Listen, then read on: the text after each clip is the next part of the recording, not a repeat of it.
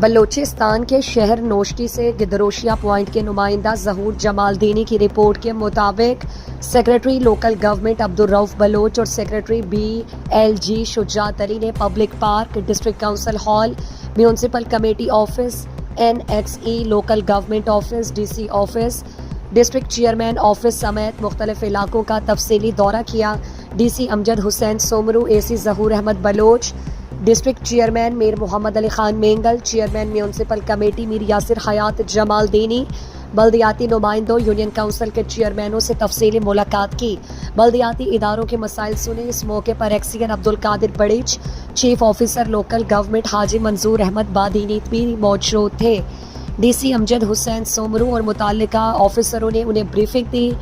انہوں نے کہا کہ بلدیاتی اداروں کے مسائل ترجیحی بنیادوں پر حل کرنے کی بھرپور کوشش کی جائے گی تاکہ عوام کو فوائد ہو۔